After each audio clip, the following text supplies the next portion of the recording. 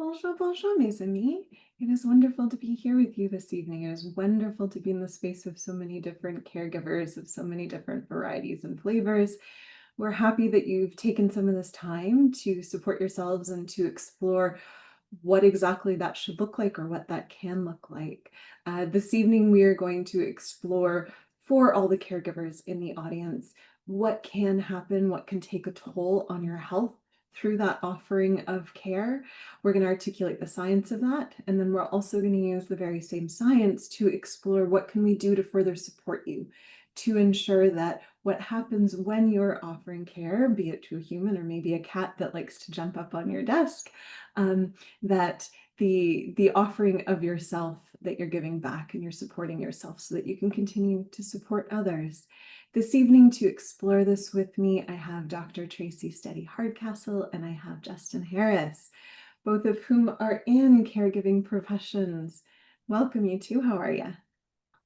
Well, how are you? Good, good. Good to be here. I'm excited to have this conversation with everybody. It's an important topic. Yeah. Now, audience, we know that there's many different variations of caregiving. Some go into this in a professional capacity. So some of you this evening might be professional caregivers. There might be others that are caregivers called by duty, and so far it's family or a loved one. And so it's not per se your profession, but it definitely is your whole world or maybe part of your world. So audience, we did ask a few questions like that, especially what are you hoping to learn this evening in our poll? So a little bit deviating from our usual stance in this webinar, we're actually going to pull up our poll questions now. Vanny, Katie, if you wouldn't mind doing that for me, so we can explore who's here. And then through our conversations this evening, we can offer best support and best advice.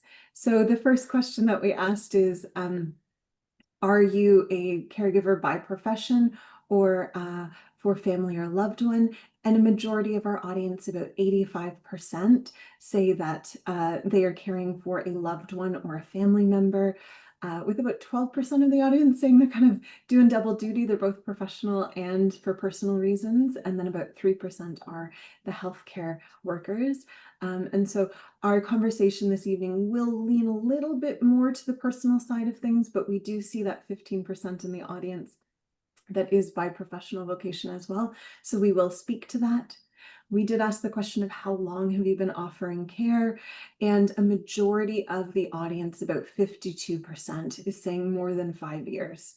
More than 5 years offering care to someone they care about or within under their care. The next question we asked was, what is your biggest challenge as a caregiver right now? And I'll be honest, the answers are across the board, but our bigger responses here are the stress and the emotional exhaustion. That was top of the list. We hear you. Next was balancing work and caregiving, right? So for those that this isn't their vocation and it's something atop everything else in the world, finding that balance. Okay. We next asked, have you ever felt that caregiving has negatively impacted your health? About 45% of the audience says they say it has. 33% says sometimes. And then interestingly, 21% is saying no, not really. Okay, so I'm excited to explore the science behind this and explore at least in the larger picture what many caregivers are experiencing. And in particular, for those that are saying not really, I want to make sure that you're offered the space as well to share how you're able to keep yourself in a space where you feel like it's not impacting your health, because that by and large isn't the traditional story. And so we want to learn from you too. Don't hesitate to be offering your wisdom into the chat so that we can offer it to the audience and to the other caregivers here this evening. When we ask the question of caregivers, how are you caring for yourself? And a majority of the audience is saying, actually a beautiful majority of the audience is saying about 30% they do prioritize it in the sense of they are offering themselves care. And about 20% of the audience is saying rarely. A quarter of the audience is saying sometimes, but not consistently. So we have about a 50-50 split between the effort I do and those that try and it isn't exactly there perfectly. So hopefully, I think especially Justin will look to you to really bring some of that to action of how people can bring in what we're talking about tonight and make it a consistent part, because you're always the feet on the pavement sort of guy, translating the wisdom to the feet. Yeah. The last question that we asked was, what are you hoping to take away from today's webinar? And a majority of the audience, 60%, is saying practical self-care strategies that they can use right away. So Justin, again, we'll look to your expertise there. The happy second place there is a better understanding of how caregiving affects health. And that is what we're going to transition into next. So Dr. Steady, Justin, I wonder if we start exploring. So anecdotally, you talk to most caregivers and they will say, oh yeah, I'm tired, I don't sleep well, I'm kind of burning both ends of the candle. There's strong anecdotal evidence, right, that speaks to their experience. What is the science saying? When science steps in and says, hey, let's survey this group of people, what are they finding? Is that anecdote, is that story of I'm very tired ringing true in the science of it all?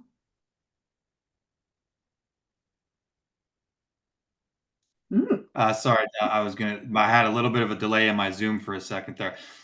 So the science would suggest that we certainly have, and I'm saying we because I'm a caregiver myself, we have a lot more issues with HPA axis regulation, right? Because we're having stressors effectively bombard us left and right. And I think that it kind of reminds me of the old adage, right? Of like, if you're caring for somebody and let's say there's a shipwreck, and whose life jacket do you put on first, right? Do you put your life jacket on first, or do you put on the life jacket of the person that you're caregiving for? Our instinct as caregivers is going to say, you're going to put their life jacket on first. But what's actually real and what you need to do is put yours on first, because you are the one who's going to be doing that caregiving. What happens to them if you drown? I mean, it's pretty likely that they're going to drown thereafter. So finding ways to prioritize your own self-care is very important. And I think that when it comes to health, we need to recognize that cortisol dominance is a really strong thing for caregivers, right? Because we're always just in that hypercortisolic fight or flight state. And it's a different thing when it's about somebody else as well. The fight or flight state can get triggered because something is hurting you. But when it comes to somebody else being hurt that you're caregiving for, it's a whole nother level of worry and issues. You know what I mean? So I think that a lot of caregivers end up with reduced longevity because they have hormonal dysregulation and just that constant battle against that fight or flight response. And I'll say for myself, I'm excited to do this webinar tonight because I've experienced that, right? Like I've had my own cortisol be tested and had it be actually really low.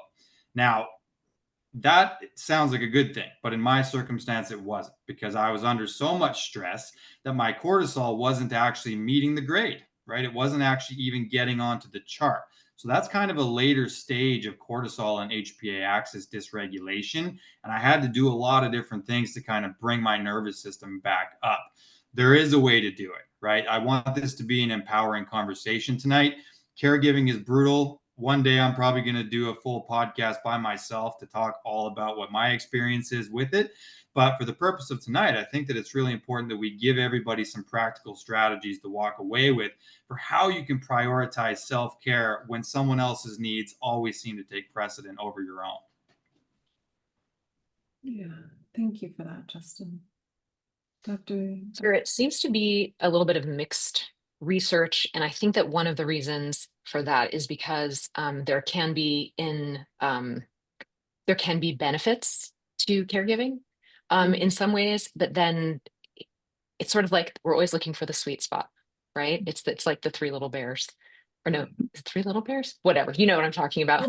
The porridge, that whole story, where the connection and sense of purpose and all of those things can be really positive for people's health. But then if they don't have time to make sure that their needs are taken care of, then it can go into a negative place that can impact health. And that can be shown on certain epigenetic tests that can be done. So like on a more cellular level, that can show up on testing. So it kind of depends. And I have actually had the experience of both both ways. I had a time in my life where I was working and step parenting, and my mom had 5 surgeries in 1 year. And I didn't prioritize self care because I just literally could not do it. And at least that's what I thought at the time. And then later, I was able to, even if it meant getting up early or whatever, which I know sounds like I'm being dismissive, but I functioned so much better for the people I was taking care of when I did prioritize self-care. And part of that was I actually knew what my genes were. And so I was able to like work with myself instead of trying to like I have to do self-care and it has to look like this, or over exercising, or eating the wrong thing or things like that. So like I don't have as much personal experience as Justin does, but I do have some, and have seen what a difference certain kinds of self-care can make. So I wanted to kind of just lead with that. Yeah, I love that. And I think because I appreciate caregivers, especially it sounds like a majority of caregivers on this call who are saying, I'm a caregiver, but I have a job, maybe there's children, maybe there's other things. I'm not just a caregiver. And so telling people that research shows their health is impacted, and we're going to explore that in a second, but telling those people to add another thing to their list of things to do doesn't feel good. I would speculate it probably lands with overwhelm. And so we'll make sure that as we continue into this, in particular, the gene side of things, how that can guide where you're investing your caregiving efforts so that it's really speaking to weak points and points that will refresh you, as opposed to adding yet another thing to your, I would imagine, very exhausting, extensive to-do list. Yeah, yeah. So Dr. Study, Justin, I wonder again if we can explore. We know that caregivers will, their health suffers of consequence to this. Their mental health will suffer, and their physical health. I wonder if we can explore both, because I want to make sure we do draw out the picture that it's not just in people's heads, and that if we know we're tackling a real problem, right, then there should be real solutions. So what are we seeing in literature? What is impacting, or what is impacted in a caregiver's health picture? Well, some of the things that were mentioned in one of the papers that we read were things like heart disease and metabolic syndrome, and even some cognitive things, which I think, if there's inflammation and not a lot of sleep is happening, that can definitely affect that. Also, hormonal changes as a result of that can also affect cognition. Those were some of the things that really stuck out for me. And those are some of the things that feel a little bit scarier, but also things that we have more control over than we think. And that's probably one of the reasons that they stuck out in my mind, was because they felt actionable. Do you know what I mean? Absolutely, absolutely. Yeah. And Time management becomes so important for this. I apologize, my Zoom is being a little bit slow tonight. But time management is something that matters a lot for that. So just on the actionable side of things, I think that we can easily talk about health consequences and things that can come about, but it's on us, right? The onus is on us as caregivers to be able to sort of carve out little bits of time to actually take care of our health. And I think that that's one of the biggest challenges that comes alongside it, because there's X amount of time every day that's going to come about to make sure that this person gets to the bathroom, for example, with some level of dignity, to make sure that this person remains fed and has some sort of quality of life. I mean, these are typically things that someone would want to do for themselves. When that ability is stripped from someone and is now on you to give someone else their quality of life, unfortunately, at a certain point, you turn around and kind of say, like, well, when do I get to be a person as well? Right. And if over and over again you're not able to prioritize that, then sooner or later your hardware just starts to break down. And I think that as HPA axis dysfunction and things start to really ramp up, then your gut can become compromised, or then some of your detox processes can become compromised. Your sleep is one of those things that really gets kind of put on the back burner, and there you go. Now you've got more cortisol dominance. So I think that it really comes down to your ability to manage your own schedule and start to prevent some of these disease states from actually creeping in by nourishing your adrenals, by making sure that you have some biohacks and some things in place to keep your body nourished. And I'll tell you, a lot of caregivers as well, they end up just down in caffeine left and right to make sure that they've always got the output that's required. 24 hours of output as a caregiver is like a normal person to have a baseline productivity level in their lives. For a caregiver, you have to double that, right? Because so much of your day just doesn't belong to you anymore. So it's like, how do you now move forward? Time management skills. It is a skill in and of itself. And that's how we prevent some of these disease states from actually manifesting, because you need to find a way to prioritize your own body. And I think that sometimes when people are in a caregiving role, especially one that's really intense, um, one of the things that I've heard people say when I have been caring for people who are caregivers is they're the person that it's happening to. I'm just the caregiver. I've heard this from family members when people were going through a cancer thing, things like that. They feel almost it seems like guilty, thinking that they deserve to be prioritized because they're better off than the person they're caregiving for in certain ways. Not like as a person or anything like that, but in terms of if they can go to the bathroom by themselves, they feel like, okay, that's something that I can do, right? And so um, what I would encourage is just not having comparative suffering necessarily be the only way of looking at it, and realizing that if the you can you'll have a longer time to be able to successfully care for someone else if you can prioritize self. And sometimes that means if you're cooking, instead of taking a phone call from someone else who needs you or something like that, just breathing, like just doing some very basic box breathing or something like that while you're cooking. You can kind of multitask some of these self-care things, which speaks to Justin's point about time management, is that sometimes that's all that you can do, or you know take a few minutes of deep breaths while you're going to the bathroom. These are the kinds of things that sometimes need to be built in, and to not feel like you should be thinking about the other person and their needs every second, that it's okay to listen to an audiobook while you're cooking or something like that, instead of once again prioritizing someone else's.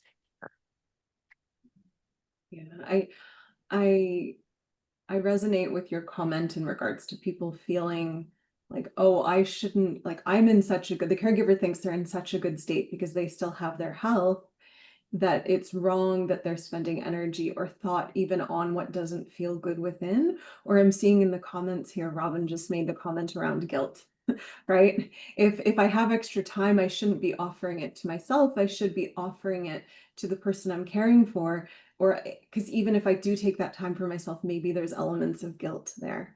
And so I hope we're able to break out some of that, because we know a lot of this stress and mental experience alongside the overextension of self does lend to poorer immune outcomes, cardiovascular outcomes, a few other things, let alone just the enjoyment, the joie de vivre of life.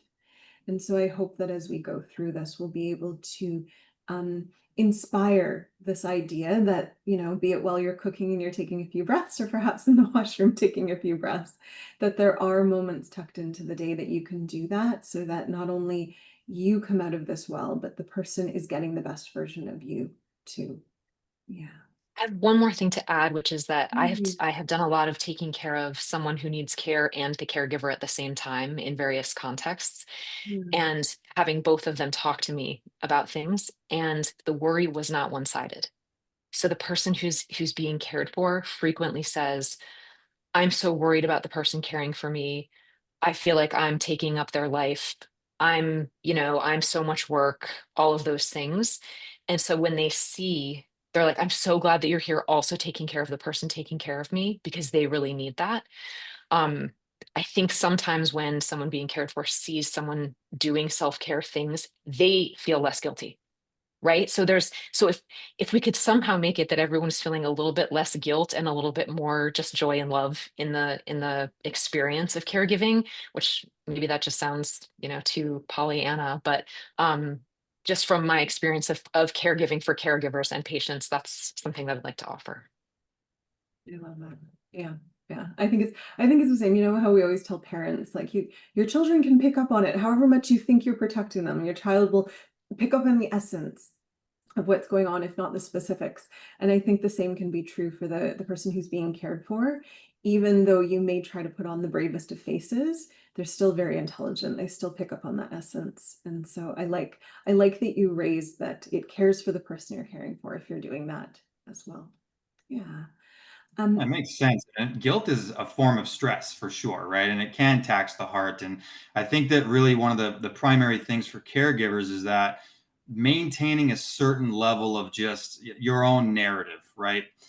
Because that guilt, if you let it kind of run away on you, it's like I'm reminded of the term entertain thoughts. You know, like we say, I'm entertaining the thought. Well, what does it mean to entertain?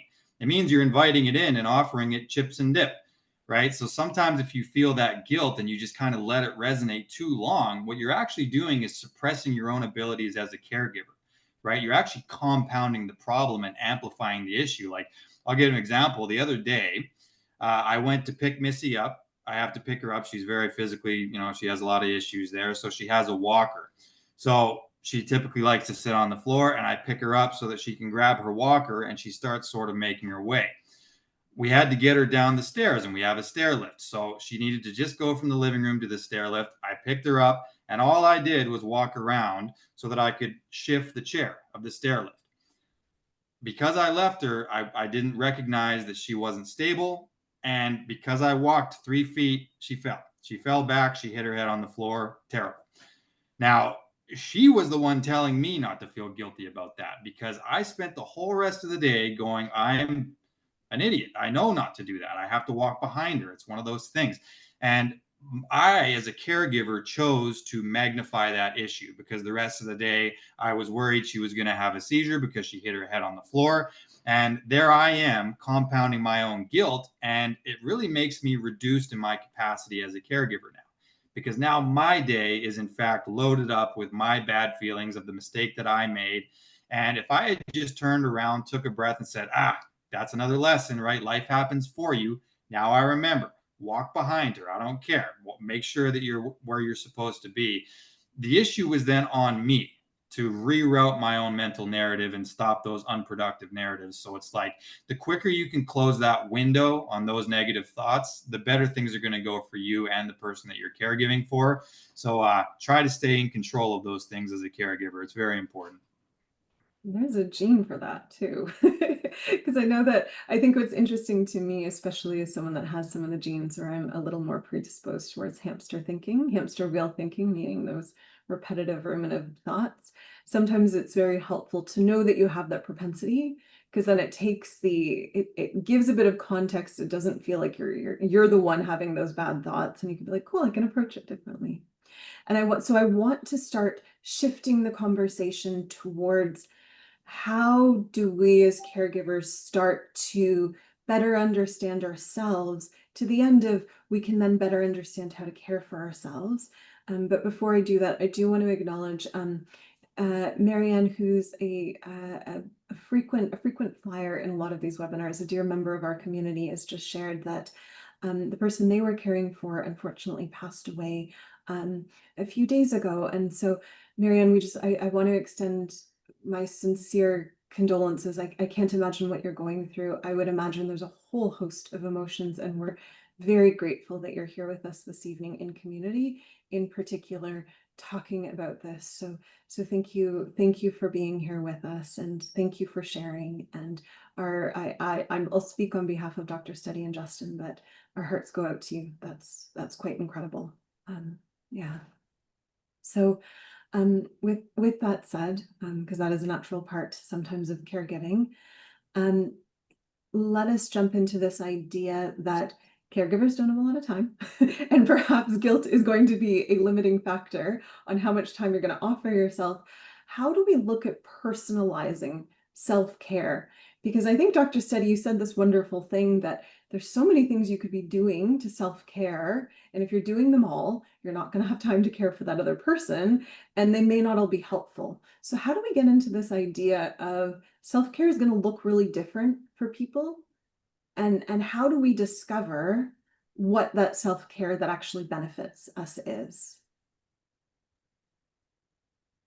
Think that knowing, first of all, this also links to what Justin was saying about entertaining thoughts, that knowing how we respond emotionally to things, how likely we are to hold on to things, how we process stress hormones, how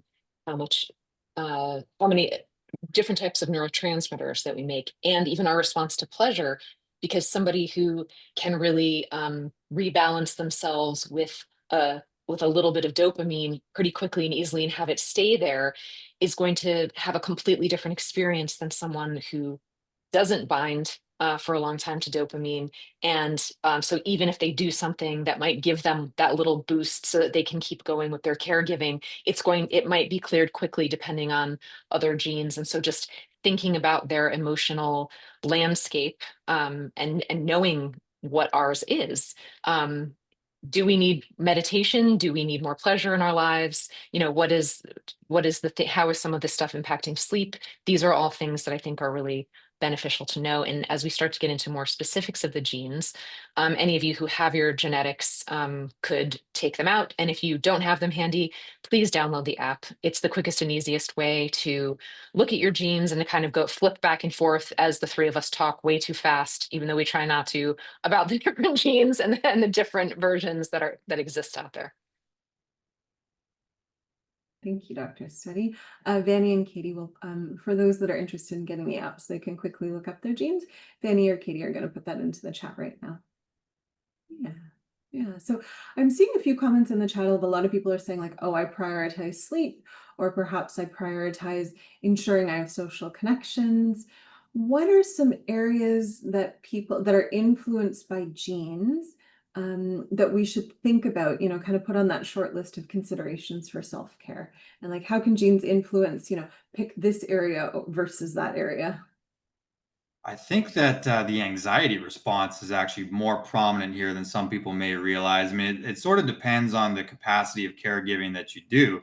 But if you're doing caregiving such that you're witness to like medical emergencies and you have really suboptimal anxiety response genes, and particularly if you have deletions in the ADRA2B gene, like yours truly does, it's like you need to really make sure you're targeting that because anxiety, I think, shows up in a lot of different ways, right? Like even when it comes to, the addiction piece, like we talk about it more so on the dopamine pathway.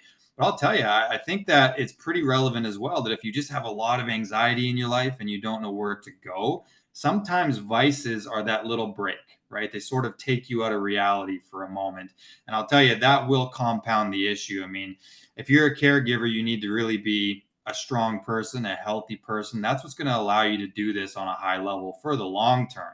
And vices will compound the problem because now you have the problem of being a caregiver and being addicted to social media and being addicted to whatever it is that kind of takes you out of that circumstance, right? So for me, it's like I have the deletions in ADRA2B, and I'll tell you, the first time I ever witnessed a grand mal seizure, like that was not a good night of sleep for me. I can promise you, because it's like, oh my God, like it's so quick, it's so violent. All of a sudden, you're witnessing someone that you really care about thrashing around.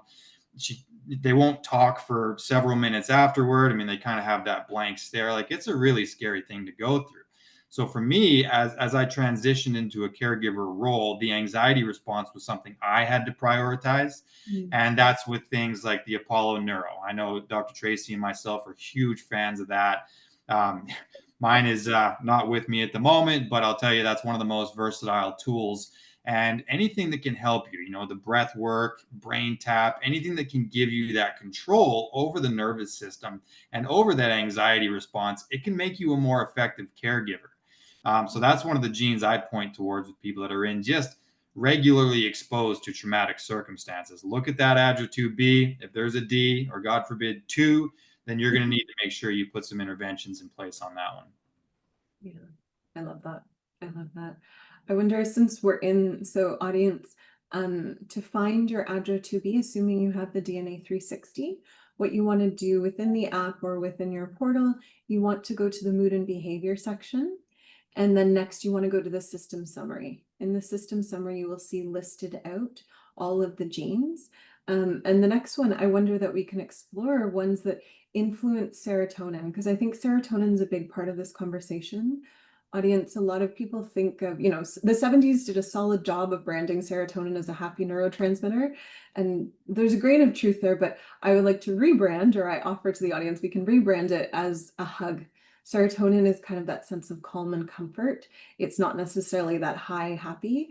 And for caregivers out there, having a sense of calm innately, and this would be, so the gene we're going to be looking at is 5-HTTLPR, and having a LL, so that's long presentation, means innately, genetically at least, you have access to that sense of calm. If you have an S popping up anywhere there, that stands for short, means you're not as great at managing your serotonin. You may not have access to it.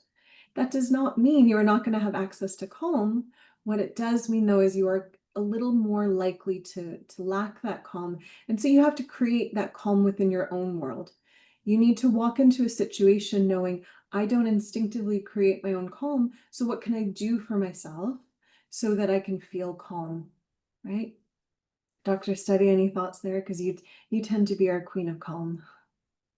Oh, well, thank you. You're welcome. I think that one of the things about caretaking is that there is connection, but having connection that feels like it's on the receiving end, as well as the giving end. And so if that means that, there are other chemicals that can be produced, like oxytocin. So getting a hug, hugging your pet, hugging yourself. I know people make fun of me for saying this all the time, but really the sense of touch, your skin doesn't care if it's you're going like this or if someone else is, right? It's that feeling, which is one of the things that the Apollo Neuro does, right? So if this little gizmo on my wrist can do it, then that you can certainly also hug yourself. Definitely doing little bits of meditation, and I don't mean clearing your mind of all thoughts. I mean having a little bit of a guided meditation, focusing on something. Even your music is so therapeutic. It can really it's actually science. It really can change your state of mind. So that's, once again, you're in the kitchen or you're vacuuming or you're doing whatever you're doing, put on some music with the person you're caregiving for, because it can give them a boost. It can give you a boost. You can dance around even if they can't, and they might laugh at you, and then you both get to laugh, and that's great. So these are all little things that we can do. Also, shaking is something that is really big, and I'm not going to demonstrate that for you at this time, but what I will tell you is you start at your feet and let your hands and then your arms and shoulders just kind of shake. And you don't necessarily want to do this in public, maybe, but if you're in, I mean, you can. Dr. Kosterman probably apparently would. But that can just kind of help clear some of the stress hormones and also kind of make people feel a little bit more connected to their bodies. And I think that it can be a really cerebral thing to be having to think about someone else's needs, um, and anticipate them, right? It's part reactivity, and it's part, how do I prevent this terrible thing from happening to this person that I really care about? And that can be very brain based. And so things like this can really help people to reconnect to their bodies, and that helps them reconnect to themselves. And just the act of doing that, I think, is really a game changer in terms of that calm, centered space. I like that. I'm reminded of, like, when you were talking about the shaking there, it reminded me of my personal training days. Like, I used to prescribe movement like a doctor would prescribe drugs. Like, literally, it would be like, because they're all a little bit different, right? Like, yoga is a totally different stimulus than weight training or cardio. And it's like, almost like I always say, you know, emotions are energy in motion. And it's like, well, what are you feeling? Are you angry right now? Because if You guys were sometimes caregivers, they just get upset, right? And it's like, well, maybe I'll prescribe doing some rounds on the punching bag, right, as a way to give that outlet, so that those emotions are not going to overwhelm you, because you're finding a way to ground them. Or are you anxious? Well, maybe some yoga is the right one. Or are you depressed? Maybe weightlifting is the right one. So it's like finding different ways to get out of your head and get into your body can go a really long way for caregivers. I think and that reminds me that, oh, go ahead. I'm sorry. no, it's our Canadian traffic jam. I'll earmark my thought. Go ahead. Okay. When I was talking before about the exercise that I had been trying to do, when I was in one caregiving situation versus another, once I understood my genetics better and my detox pathways, um, more weight training was better for me and gave me more energy to do the task. Whereas when I was like, if I just go for a half-hour run as fast as I can, because that's all that I have time for, it actually wasn't great for my genetics.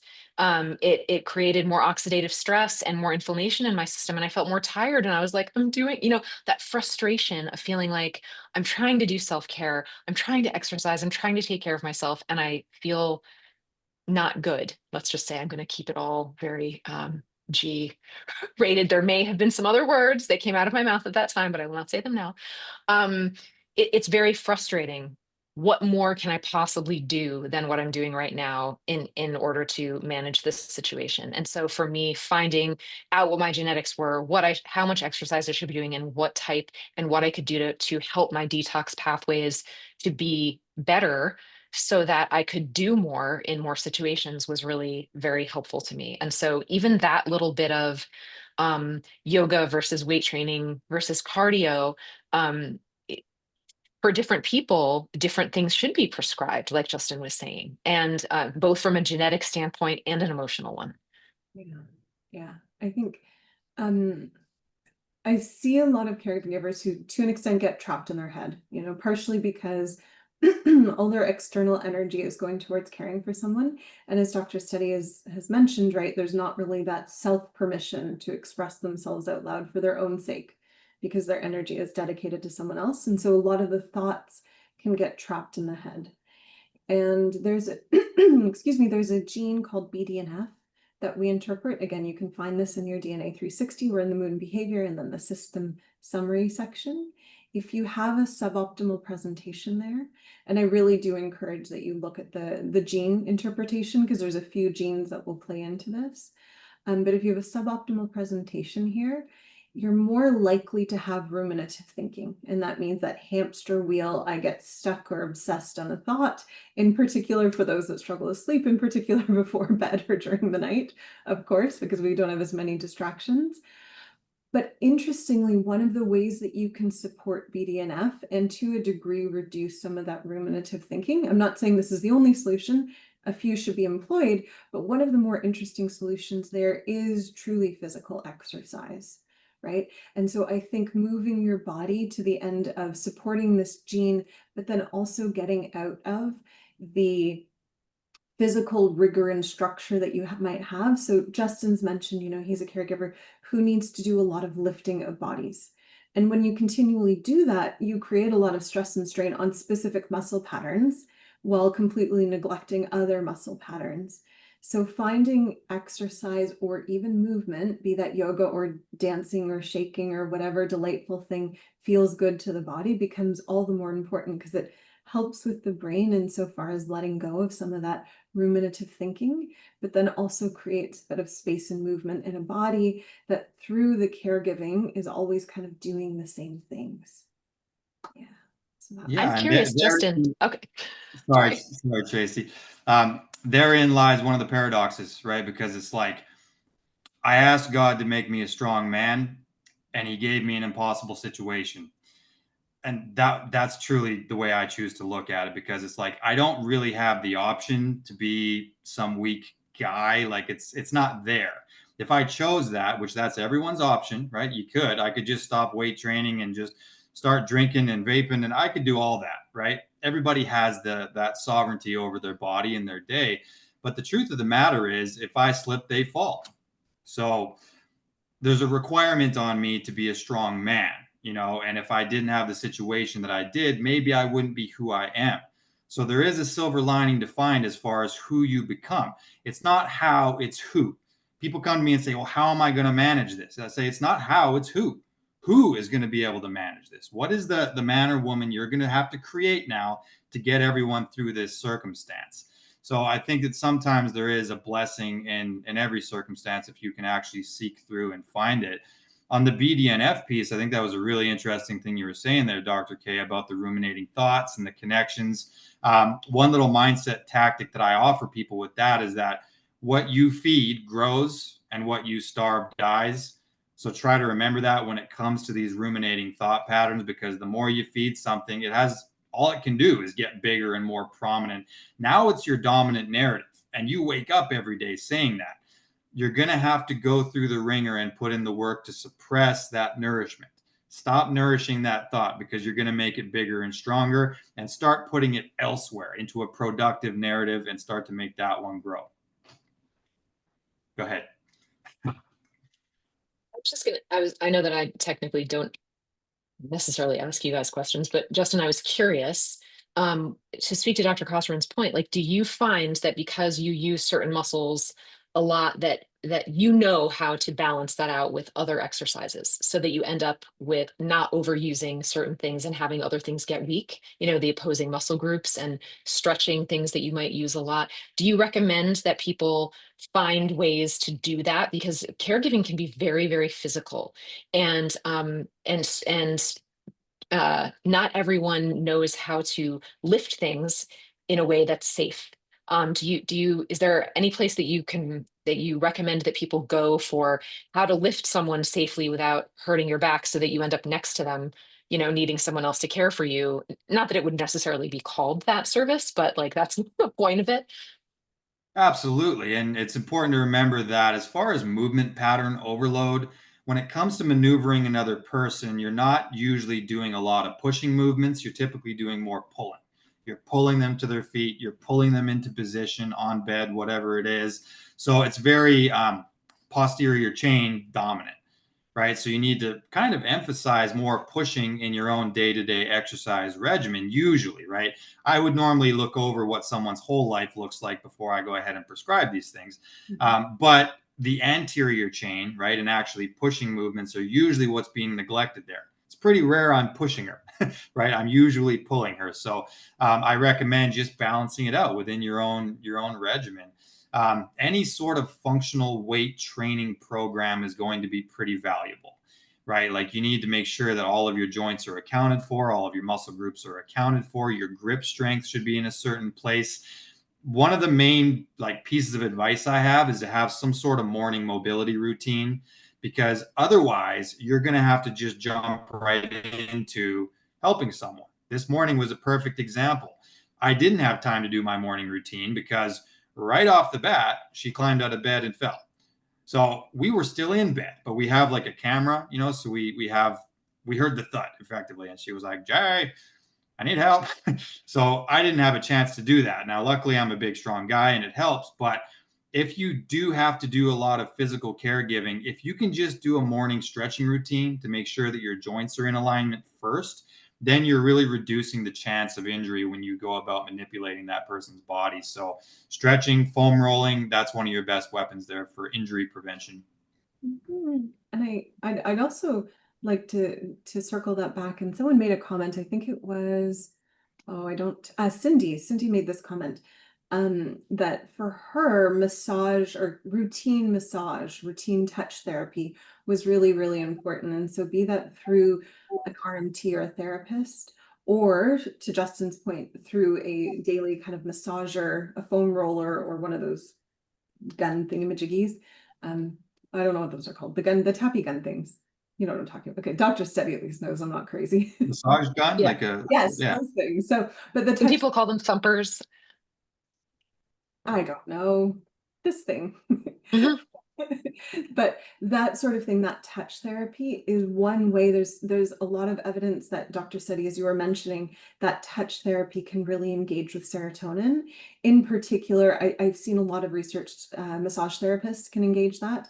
And Justin, I don't know if you know similar research, but I would imagine that foam rolling can do a similar thing. The foam roller can do a similar thing because it is that pressure upon muscles, which then stimulates muscles to create both a serotonin. I think it's more serotonin, but I would imagine there's some oxytocin as well tossed in there. Yeah, and it's very important even for circulation and hormone communication and all kinds of things. So I recommend any kind of myofascial release that you possibly can. Like the foam rolling is very valuable too if you are prone to tweaks, because it's like all of these little spindles that are all along your muscles, they'll get knotted up on you just from the constant maneuvering, right? So if it is all knotted up and then you go to maneuver somebody, you're really upping the likelihood that you're going to snap something, and that's awful. And my partner and myself, I mean, we have both harmed ourselves. Tweaks. I mean, my lady actually right now has a tweaked back from like 3 days ago, and it's a friggin' nightmare because when one of us gets injured, now 100% of the physical part is on the other side, right? We're co-partners in this, so having little maintenance strategies for your body to keep it right is absolutely valuable, and it's just got to be a part of your lifestyle. It can't be some one-off thing or a hit and miss. Like you got to just like, okay, every day I isolate this time to roll my muscles out, stretch my muscles out, and then I'm able to caregive on the level I have to. Yeah. Yeah. So audience, I want to encourage, if you have any questions, please do chat them, put them into the Q&A box. Based on the survey results, we did spend a lot of time exploring the more mental emotional side, but I want to make sure that we don't neglect other sides, because we know that as a caregiver, categorically compared to your peers, your immune markers may go down, your cardiovascular markers, will go down. There's a few things that we know go down, so we want to make sure we spend some time on these other elements as well. I do want to spend a little bit of time on sleep, because sleep is something that well, in general, the whole population is deprived of, but especially the caregiving population. And I think our the sleep panel can offer a little bit of insight into how you can go about getting some better sleep for yourselves. But audience, if there's another section or another area of health that you really want to know about before we transition into the questions that you guys have been offering, please don't hesitate to put that into the chat, because we want to make sure we know your time is precious and valuable. We want to make sure that we're speaking to what you have to say. So Justin, Dr. Steady, North America as a whole doesn't sleep very well. Caregivers on top of that don't sleep very well, based on scheduling needs, based on waking needs, based on just stress of it all. What can we take from our genes to help us create a better, safer space for sleep? Because we know if you're sleeping more, it helps your immune system, it helps your cardiovascular system, it helps with detox, it helps with your mood, it helps with metabolic, kind of helps with everything. So how do we, as caregivers, leverage our own personal data to help with this very elusive thing called sleep? Our profile is pretty well rounded, like it's pretty robust. There's not just one gene that we're taking into consideration when it comes to what impacts your sleep. Because funny enough, I mean, we do have a gene we look at that's literally called clock, and it's a pretty master regulator of circadian rhythm. And if that happens to be suboptimal, like mine is, I have the CT allele, and it's a suboptimal allele there. It makes it a lot harder for your body to sort of like align, right? I talk so much about alignment, and this is one of those things that you need to get dialed in, to where your body doesn't just really jump onto a 10 to 6 kind of a sleeping schedule. It'll jump around and it'll make it a little bit more difficult for you. So suboptimal alleles there, it's really important to have the best case scenario for sleep hygiene that you can. For example, I do like the horizon gazing thing, right? Where it's like in the AM when the sun's coming up, I go out onto my deck and I just take literally a few minutes to look in the direction of the horizon, because it tells me what time of day it is. And then in the evening, I go out and I do the same thing, right? So it's a twice a day thing, about 12 hours apart. And it just helps to regulate those things because of the light stimulus and things. So clock is a really big mover there. I also think that, like I mentioned, the ADRA2B, the anxiety response, I think that's a big mover when it comes to how well you sleep. It's so hard modern day to not be sitting around thinking about the World War III that could well be on its way, or just any of these things that cause us stress very logically. I think that if you have anxiety on any capacity, you need to make sure that you're really purposely doing things to downregulate your your nervous system late in the day. Because if you don't, your brain is going to be running 100 miles an hour while your body is laying completely still, and that is not conducive to high quality sleep. Since you specifically mentioned North America, the other thing I think about is vitamin D, and how it's really hard to make enough of it living in, well, it depends where you live in North America, but genetics also, it sometimes it doesn't matter where you live if you can't convert it from the sun into the usable form in the body. And so that's, the CYP2R1 gene would come into play there. And then, our test also looks at the GC and VDR genes. And so those three together will tell people whether or not they can convert it, how well they transport it, how well they bind it. And knowing that can affect your immune system. I think it really affects my sleep a lot if my vitamin D levels are low. So that's something that just leapt to mind, that the test is really helpful for knowing, and changing how I did my vitamin D made a big difference for me too. So Yeah. I love that one, because I think vitamin D, when we look at what we want to achieve for our caregivers, right? We want to give them some immune health back. We want to give them quality of life, that mental experience back. We want to give them better cardiovascular health. Vitamin D quite literally supports all of those ends. And it's a very, very easy thing to do. Caregivers, you don't have to give up time aside from taking one pill or maybe drops, depending on your preferred pathway, right? It's something very easy that you can do for yourself that has incredible ROI dividends. I don't know why those are the only finance words I know, but it really, really supports the body. Yeah. So thank you for bringing that up, because I think, as caregivers are scratching their head around what are the simple things, they might be like, I don't know if I can imagine myself meditating, but I bet you can imagine yourself taking a vitamin D capsule. So knowing your levels and then knowing your genes of how your body is best supported by vitamin D, chef's kiss, chef's kiss. Yeah. Any other, yeah, okay. Yeah, any other thoughts, audience? I haven't seen anything from you in terms of other areas that you want to focus on, but I did see someone mention, they're saying they're a caregiver and they tend to lash out.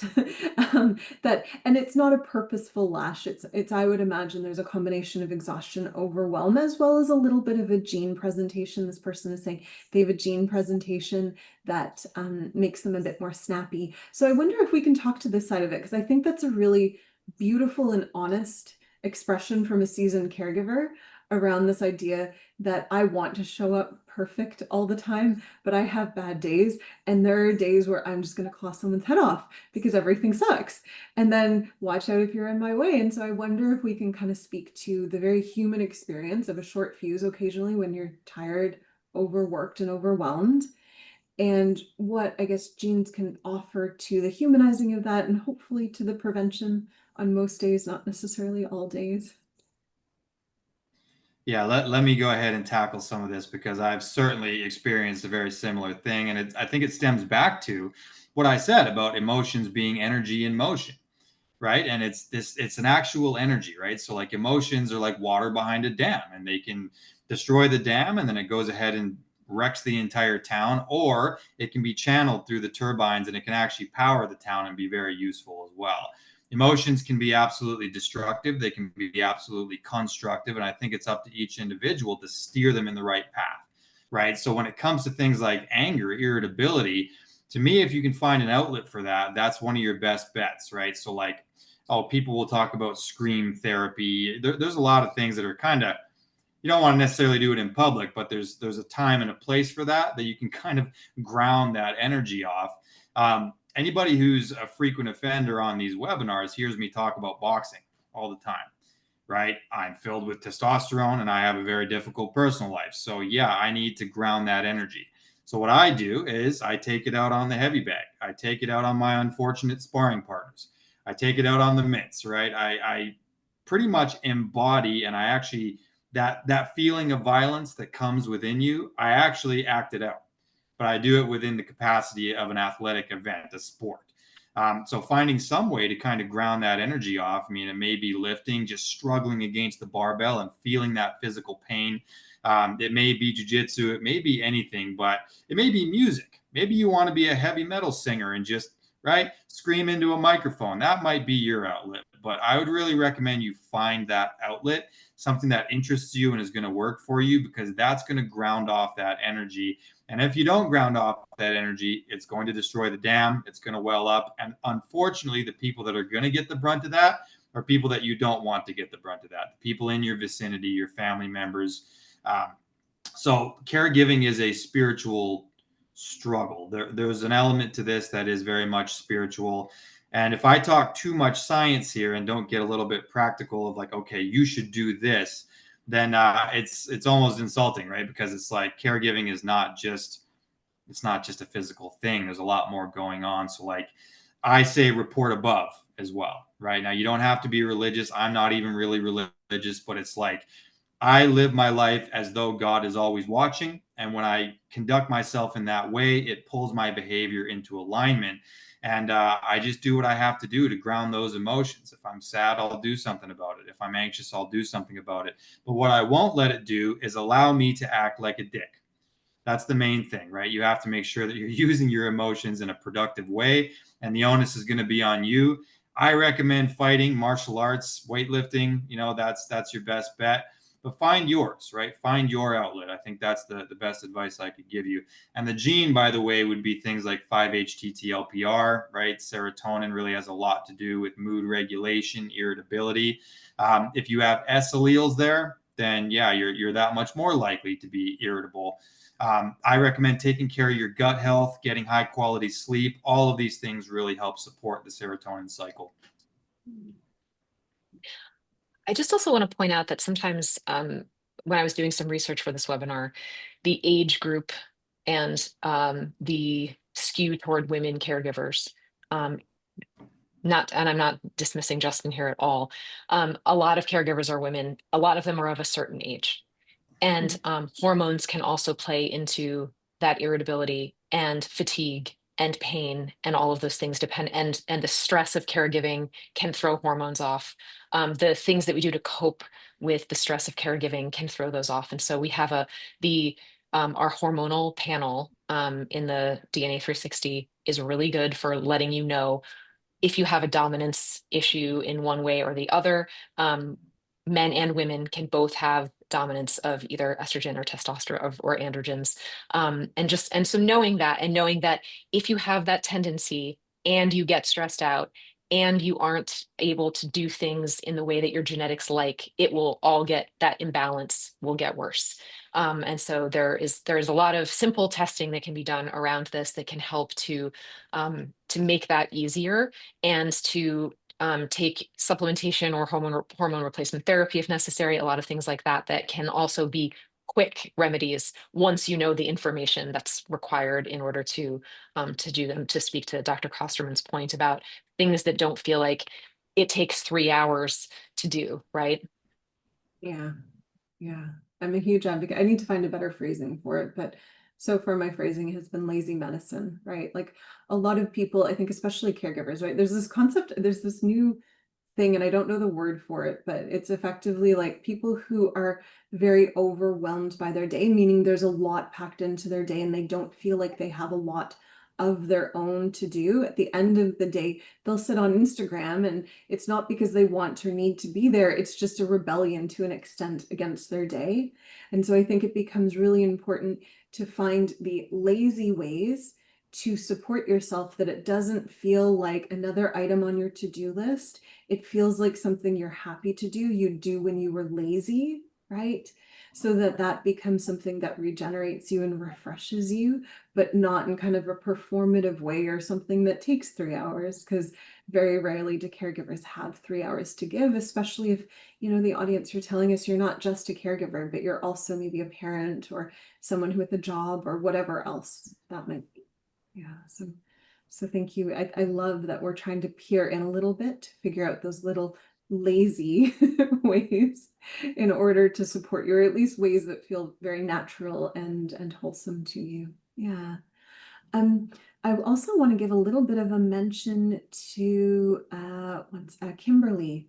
So Kimberly mentioned something that I don't think we've explicitly talked about yet, but I'd offer is really important to this. And Kimberly mentioned having a community or having people that you can talk to becomes very, very helpful, because it teaches you you're not alone, right? I think caregiving sometimes can become a very isolating thing, because someone, to your point, is very much relying on you. You're having to offer a lot, and when you're not with them, there's an element of they can't subside, and so you can, to an extent, get trapped within your own head because you have no one to echo out your experience, and then to hear that's actually normal, right? Some of that guilt can actually be created because you're not aware that this is pretty common to be going through as a caregiver. So I wonder, guys, if we can speak a little bit to community, and maybe even, Justin, you offer smart ways of like how you ensure you have community even as you're navigating, caring so much for your daughter.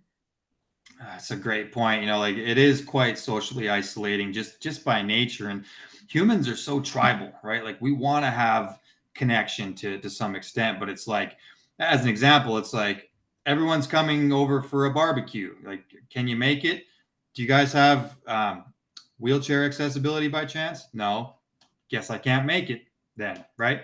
So having people that also share that exact same experience, when you go to their house is set up in a way that you can actually access it, right? So that alone is very helpful. Like even my parents, God bless them, they don't have mobility issues yet, thankfully, but knowing our situation, they actually modified their house so that we can actually go and access it. They installed chairs and things like that they were able to purchase, and that kind of thing. It goes a long way to have an ability to like communicate with people who get it. So I'm a really big fan of that whole thing, and I think that social connection can be really, really difficult when you don't have the ability to just up and go, right? Like I don't have a vacation on my horizon. It's there's too many complexities. It's too difficult, right? So it's like having people that are willing to come over, knowing that it's difficult for us to get out and about. It just affords us that ability to have some social interaction and just kind of put everything to the side for the night and be a little bit familial. So I'm a really big fan of that. It could be an online community. It could be just people who also are caregivers and have that shared experience. Sometimes different towns and things will have like different groups and stuff like that you can join. And I recommend you seek that out because humans are tribal. And I'm telling you, if you get locked in your house and it's you and your caregiving role and there is nothing else, it is going to start to impact you mentally, spiritually, across the board.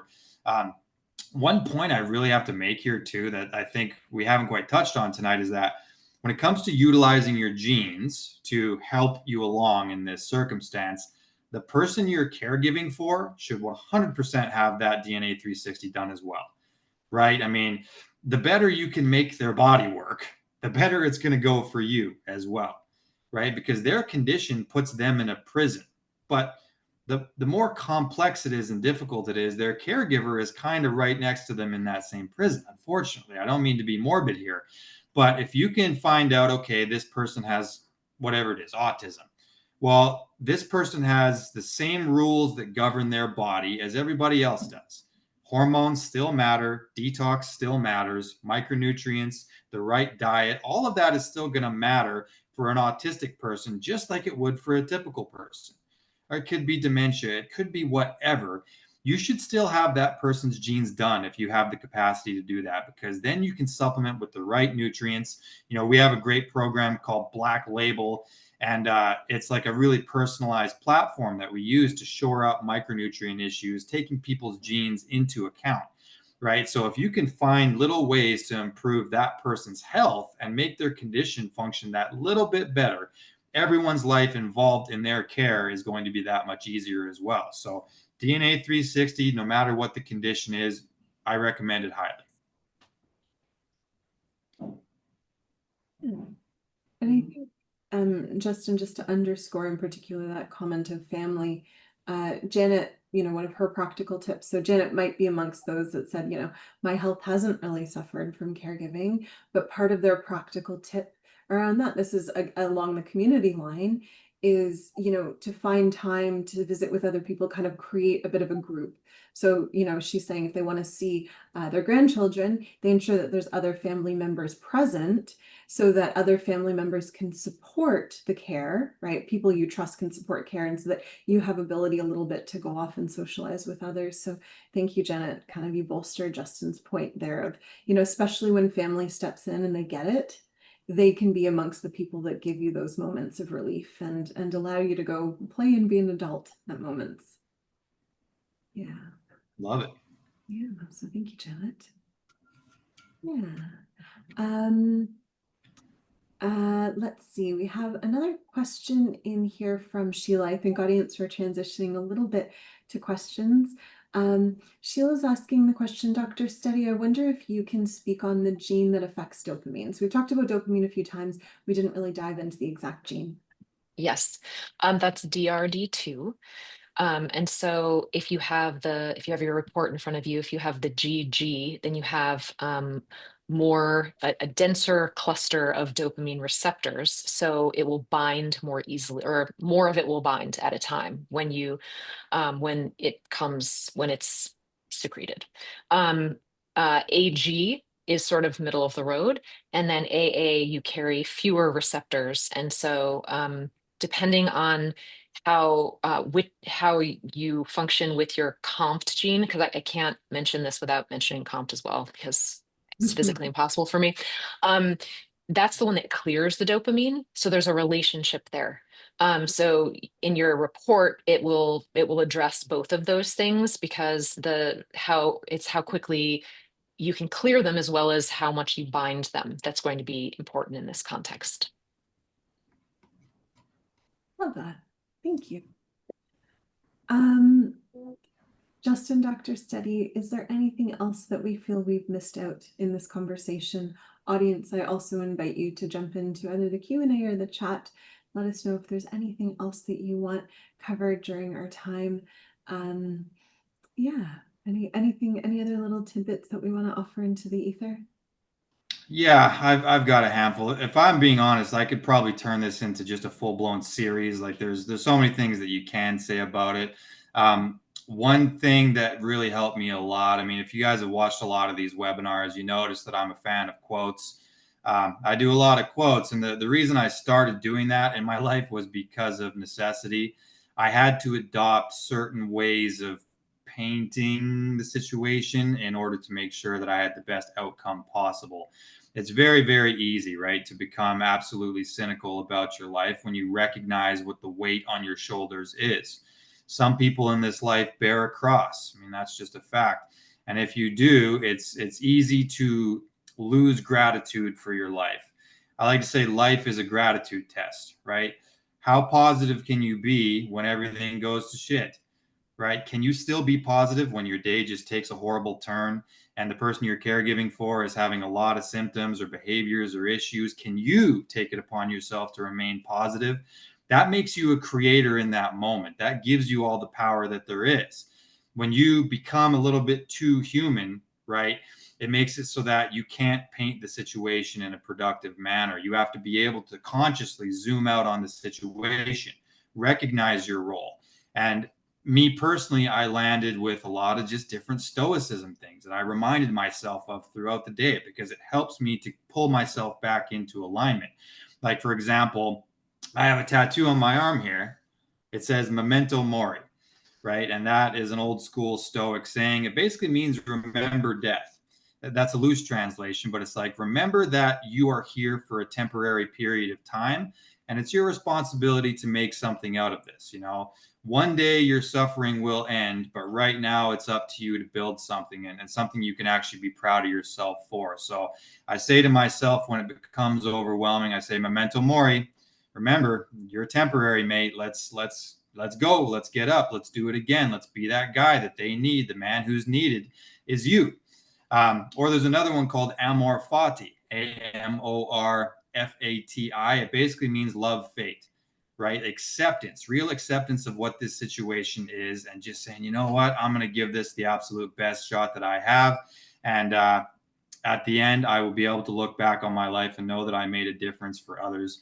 And I remind myself of that. Instead of being cynical about what my fate might look like, I try to paint everything in a narrative that can actually work for everybody. So be proud of yourself. Being a caregiver is absolutely difficult, and you deserve all the respect possible. And just remember who you are, right? It's the difficult times that really reveal who you are, and adversity really reveals genius, and prosperity hides it. So every single caregiver on this call, you have my utmost respect. I'm here to support you, and remain stoic and remain proud of who you are and what you do.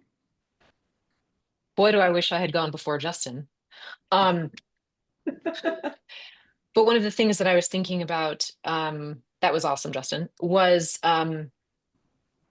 being careful who you reach out to for support in the times when you need support.